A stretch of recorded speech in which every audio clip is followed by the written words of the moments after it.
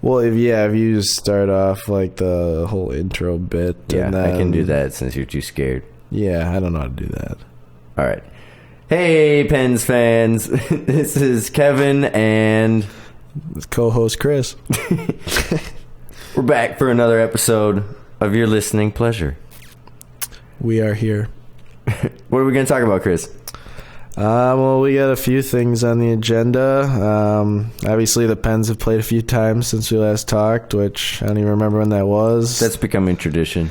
Yeah, they had the huge bye week. They played a few games. They beat Tampa pretty soundly, then lost 3 in a row for a brief stint, and then they had a 15-goal game that was pretty exciting. And that was weird. Yeah. Weird and good. Yeah, it was a good time. What do you want to talk about first? Should we talk about that? Yeah, let's talk about the big game. Yeah, so there was recently they played some stupid team from our nation's capital. I forget what they're called. Be nice, Kris. No, they played the Capitals. It's about the type of game you'd expect against that team. Yeah, well, the Capitals looked good early on. I mean, both teams looked pretty good the whole game. But, yeah, the Capitals took off early on, and then the Penguins, well, the second period was just wild. I mean, yeah. I don't really remember the first period after the second period happened. Yeah, I remember watching the first period. That might say more about me than the game, though. Well, yeah. Well, I mean, we just lost 3 in a row. We're down 3-0 to a team that just keeps freaking beating us every game this year, it seems like. And then, Hornqvist just decides to run a guy into the goalie, and which is rare. Yeah, he never does that.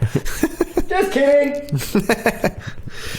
Yeah, so he did that, and for some reason it seemed to spark the team, and they started playing better. And then for whatever reason after that it became 4-on-4. We scored 2 goals at 4-on-4, tied it up, and all of a sudden we're up 5-3 somehow.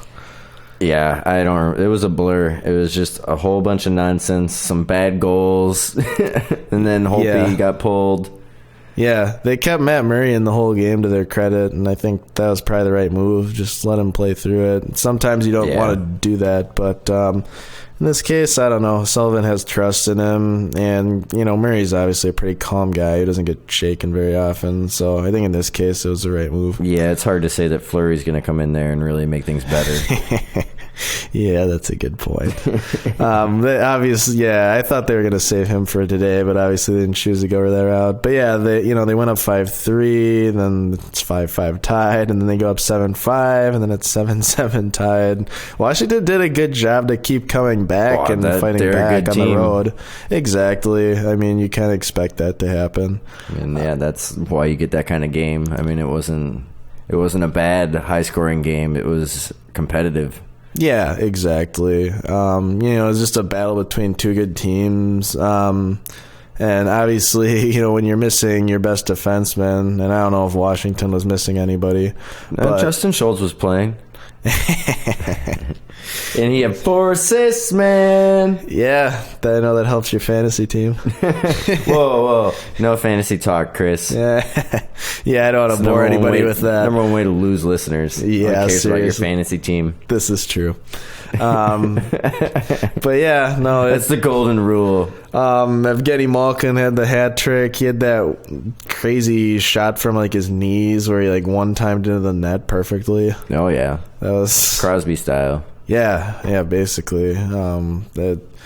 What some of these guys do never ceases to amaze me. But yeah, obviously Letang was out in this one, and then once that happens, you have to shift all your defensive pairings and everything, and it's just not ideal. I think we had Ruedel and Warsofsky as our third pairing, which moves up Cole and Schultz, and I mean, they're fine in their role, and honestly, I don't even think they're terrible in an elevated role, but ideally, I think Sullivan would like to keep him as the third pairing. Yeah, I think it's almost like a misconception with Letang. I think he hurts the team being gone defensively more than offensively. I think his skills defensively are harder to match. I mean, we have guys that can step in on the power play and guys that can move with the puck. That's not a huge issue.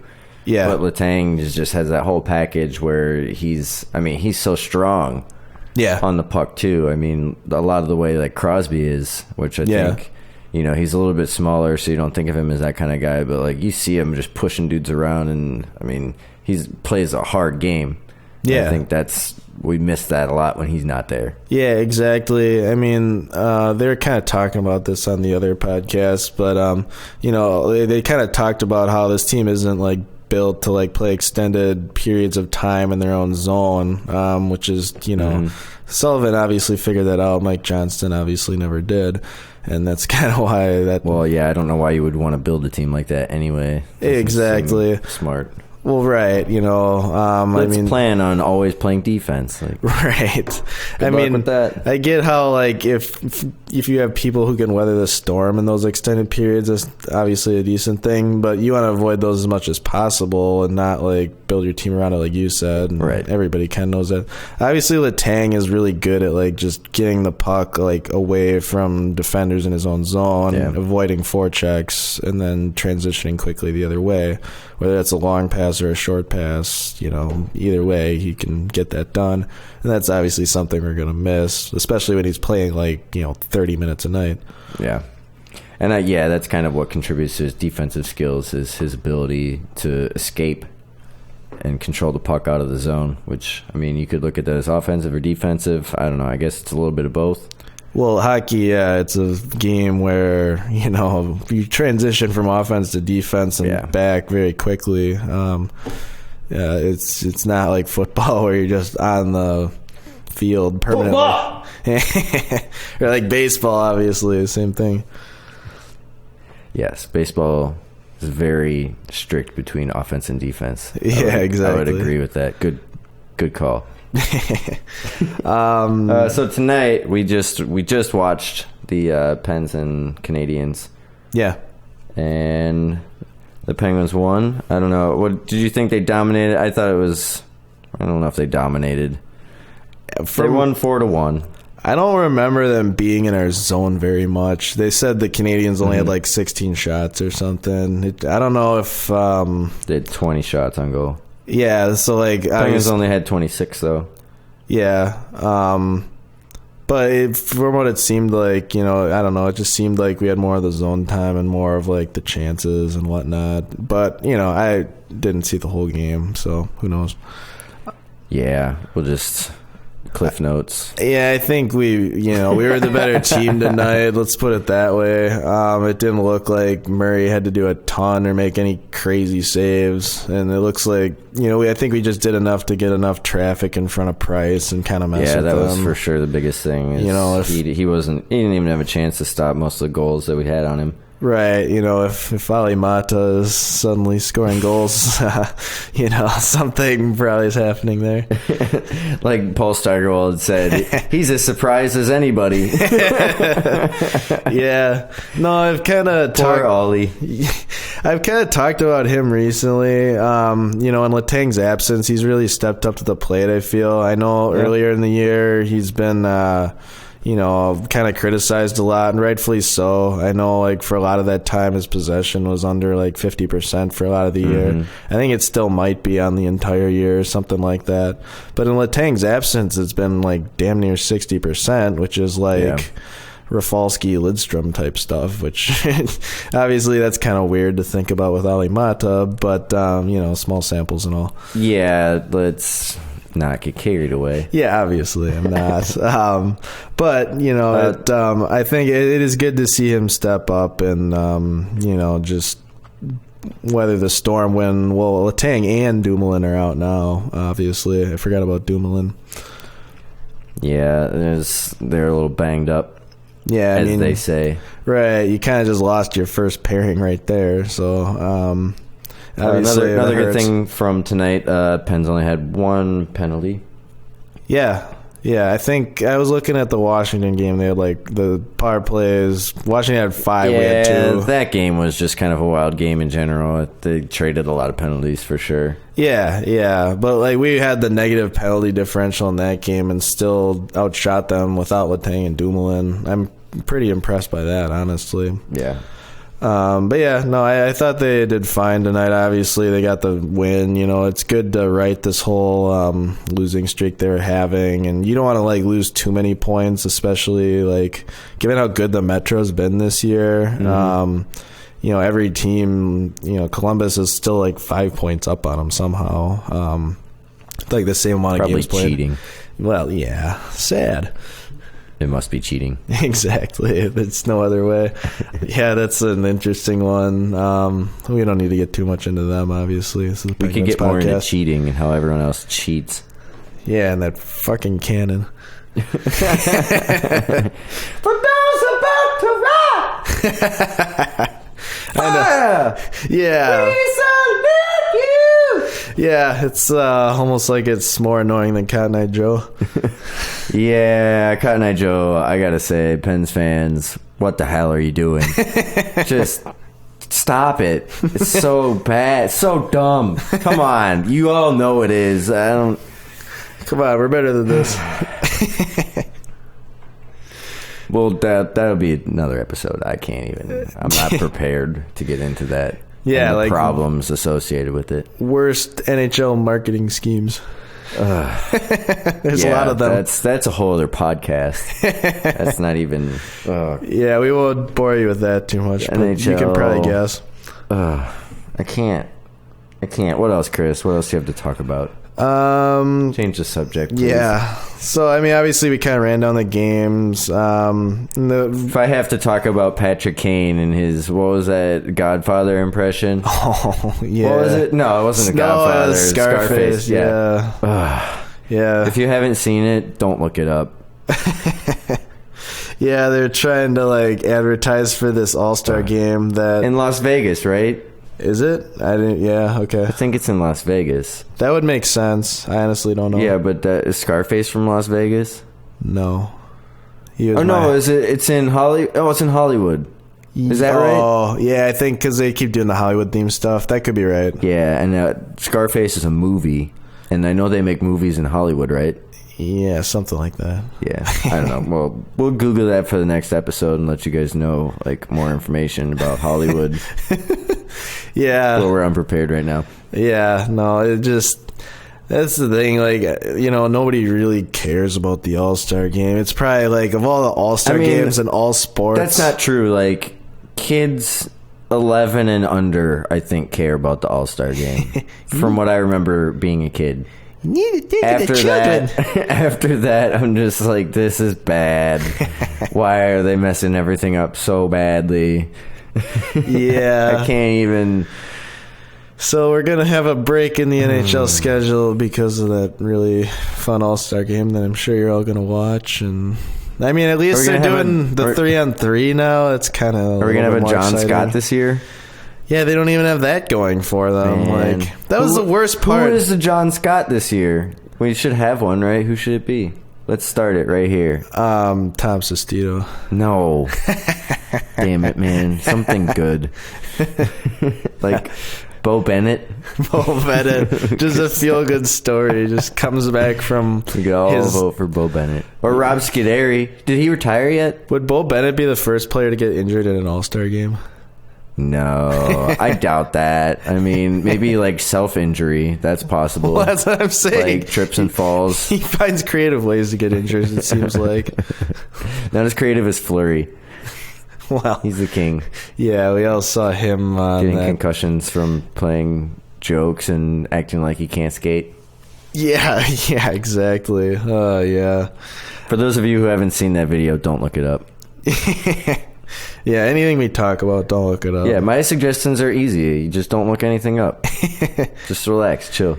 Yeah, we don't need fact checking. No, it's better off, especially with this podcast, if you don't check facts. Because we're liars. Basically. Except that for that wasn't a lie. Yeah, we twisted circle of confusion. We're like Abe Lincoln, basically. Or whoever that was who couldn't tell a lie. That was him. Pinocchio? Oh, yeah. Definitely him. Wait. I think that's who you meant. Or do you mean Jesus? Yeah. Too far. Yeah. Too far. Yeah, back up. We did a little bit too much politics last one. Now we're getting to religion. Sorry. Sorry, not sorry. All right. So next game is who we got next? We play Friday. I know that. Carolina. Carolina. Yeah. Ooh, that's exciting. Yeah. Well, it's weird. Like, nah, I was just kidding. Carolina. But you can try to spin it too exciting if you want. Go for it, Chris. Well, Carolina is like this weird team where they're like a really good possession team. They got a pretty good defense. They don't have like the greatest like scorers, but they do have guys like Jordan Stahl who are good at like driving possession. And Sebastian Aho is like good at making me fall asleep. But the problem is like they're 1 point out of a playoff spot, and they have guess who in net? Cam Ward? Yeah. No way, man. And that's sweet. Yeah. What about Pete Peters? What is he still on the Hurricanes? I think that's their coach's name is Bill Peters. No. No, definitely Pete Peters. Hold on, let me look it up. Pete Peters. I could be talking about something totally different. Probably.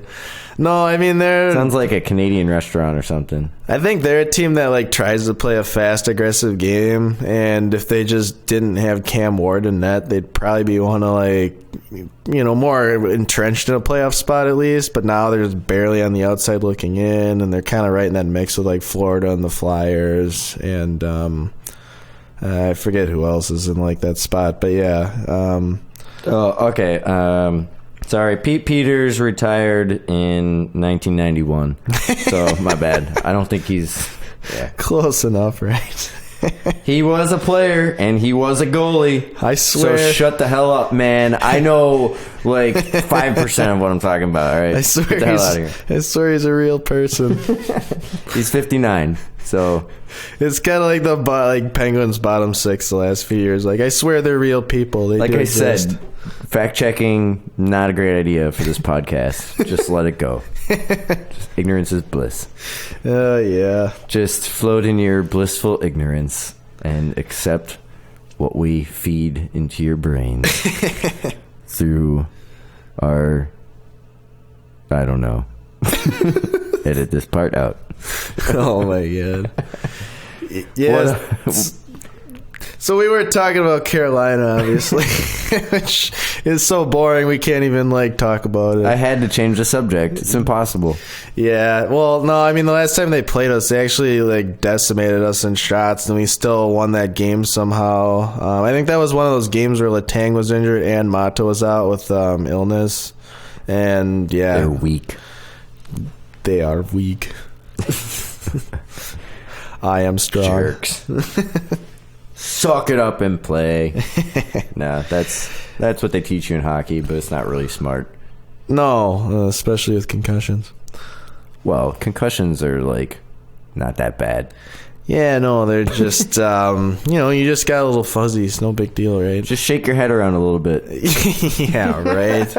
God. Yeah, I'm glad. Well, yeah, that was actually something that happened in the league recently. They moved some concussion spotters into in Toronto or something like that, like in their headquarters. So now they actually have people who are legitimately watching for concussions that aren't just like on the team. I don't think. I don't know exactly how they were doing it or how qualified these people even are and how seriously the NHL's taking it. Can I do it? Yeah, sure. Why not? That looks like probably concussion. Who is it? Who's that? Louis Eriksson. He got another concussion recently. Yeah. He's had them his whole freaking career. Yeah. It seems like. He got off the ice, is like clearly like hunched down on the bench. His like teammates are talking about it. I think the doctor talked to him, and he didn't even miss a shift. It's just like, for fuck's sakes, like if you're gonna take these concussions seriously, or at least pretend to care about the issue in the face of the fact that you might get sued for like $1 billion, right? Maybe you need to start taking this seriously. So I don't know, maybe this like thing will help. Maybe it's just more BS that the league's pretending to do to cover their own ass. That's kind of what I'm guessing, but who knows? That's most likely. With this garage league, it probably is. Whoa, man. Well, you know. I mean, as far as like ownership and management goes, yeah. Yeah, it's just terribly ran sometimes, as we've seen with the marketing. All right, so yeah, so the only other things I got on the thing, and you can talk about whatever. So obviously Cullen's out. He got injured in the Washington game. I think he like blocked a shot or something. He's gonna miss 3 to 4 weeks. He's a true soldier. I know. Well, you know, he's just, you know, he's. No, Cullen's great. We love John. Not John Cullen. Sorry. Old Penguin. I'm in 1991 right now for some fucking reason. Damn it. Yeah. Hold on. John Cullen. I'm going to make sure I get that one right, too. Pretty sure I do. Yeah. You should just look up some obscure names from that team and just talk about them. No, yeah, so Cullen's out. Fair's centering. I mean, Fair obviously hasn't been great with the Penguins so far in his career. Oh, John Cullen retired in 1998. I'm getting closer. I'm still in the 90s, though. Damn it. Yeah, you just gotta come with some goofy, weird references.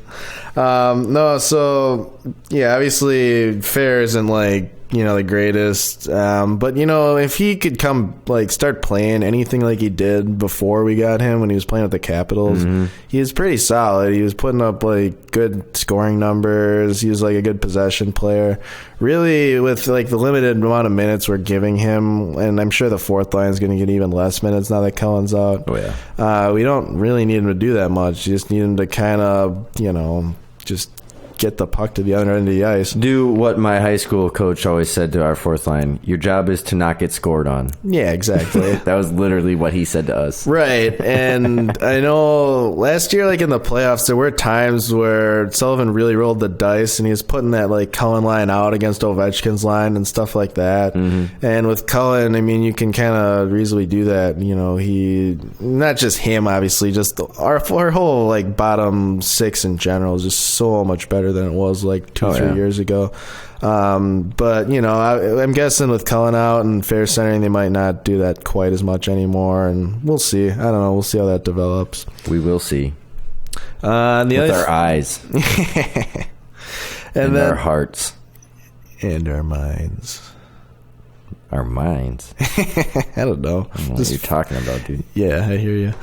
The other last thing I want to talk about, the return of Jake Gensel. Whee! I'm just happy to see him back. I think one thing Sullivan does a really good job of is he identifies who are the best 12 forwards that we have in our system. We're going to play them, and we're going to beat you because we have more skill than you. I think that's really how you should run a team. We don't need like role players of guys who just like punch faces or hit people. Or snipe from standing in one spot on the ice. Well, I mean, yeah, if you're Ovechkin and you can do that, that's fine. Well, but I mean, he isn't standing. He still plays. I mean, I'm thinking guys like James Neal or like Peter Sikora, guys that are like snipers. Yeah, I mean, don't like create things. They just wait for the puck and then shoot. Yeah. We got a team full of guys that make action happen. Yeah, I do like the fact that, I mean, Sullivan obviously plays a very hard forecheck, so you need guys who are willing to do that. And I think, so with Gensel, like, I think, you know, he did take him out of the lineup, and that's kind of what he said, was he was kind of not doing the little things as much as you like to see, and hopefully he comes back and does that.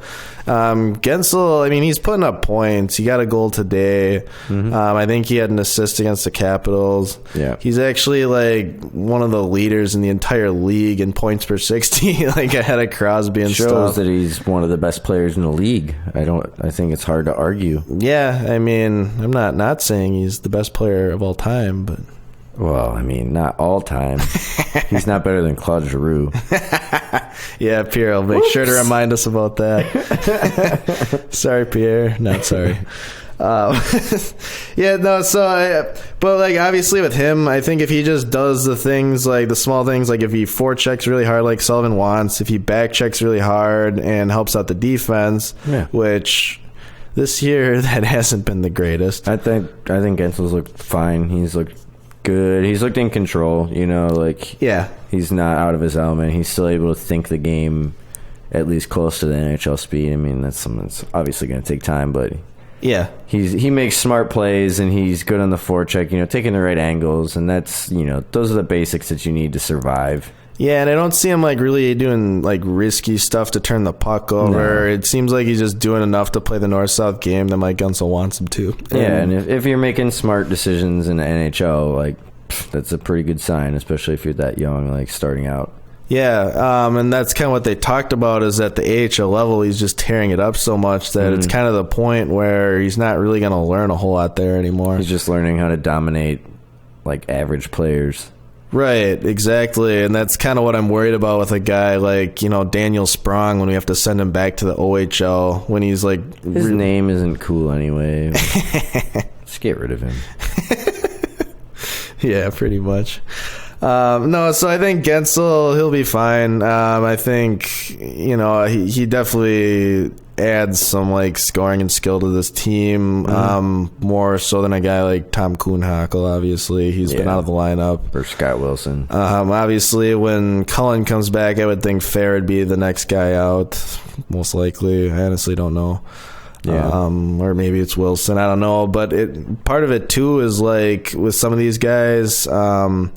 some are waiver exempt, some are not, so that kind of plays into it. I think Scott Wilson is still waiver exempt, where we could just send him back down, and then I forget. It's all dependent on like how much time you accumulate and all this stuff, and I don't really understand it, and I haven't looked it up, so you can fact check me on that. Understand it. I understand all of it. Yeah, so as far as my topics, that's all I got. If you got anything. Okay. I don't really have anything. Just in recap, the goal scorers tonight, Ian Cole, Eric Fair, Jake Gensel, and Oli Mata. Yeah. All the guys you'd expect to score. Good for you guys. That's just so, yeah. I mean, if you had to ask me who was going to score tonight, you would expect, like... the guys who carry this team every night to score. I would have expected those guys. I did. I'm pretty sure I told you. Maybe I didn't, but that's what I was expecting. Yeah. I was right. If you would like put like money down on all of them scoring in the same game in Vegas, like you'd probably have a good night. Vegas. What's the new team name in Vegas? The Knights of some sort. The Rough Riders. That's a condom. Oh yeah. Aren't they like the? That sounds like an NHL decision. Sorry, let me look it up. NHL Vegas. I think they're like the Golden Knights. Yeah, that sounds right. Or the Silver Knights. Or the... What is it? Las Vegas Golden Knights. Las Vegas Golden Knights, starring Marc-Andre Fleury. Well, and that's... and his acrobatic goaltending. Maybe he'll join Cirque du Soleil while he's out in Vegas. He really should. Like, after he can't play goalie anymore, he can just retire and do Cirque du Soleil because he's still so flexible. Why not? Oh, God. Yeah, obviously... he's also flamboyant and French enough. Oh, man. Obviously, that's kind of like the elephant in the room as far as the Penguins. I don't know what exactly... I don't want to talk about it. No. Don't make me talk about it. I know, it's sad. I'm in denial stage with the Fleury Murray thing. Total denial. They'll both be Penguins forever. I was watching that Simpsons yesterday where Homer has the 24 hours to live, and he goes through the 5 stages of death like in about 30 seconds. And then they're like, and then the last one, acceptance. Okay, well, you only live so long. Yeah. Like the doctor's like, you're taking this pretty good. I'm not there. I'm completely convinced that Fleury and Murray will be dueling Penguins goalies forever. Yeah, I mean, realistically, it's going to be till the end of the season. I don't think... Shut up. Shut your face. All right, this episode is over because Kris can't shut up. All right. You don't have anything left, do you? I got nothing left. No. All right. It's been real, y'all. This is the Pens Prognosis. I'm Kevin, and that other dude over there. I'm Kris. Yeah, he's Kris. Okay, go do good in the world. Go Penguins. Or do bad stuff. I don't care. I'm not responsible for you. Yeah, something like that. Quit trying to get the last word, Kris. Okay, bye.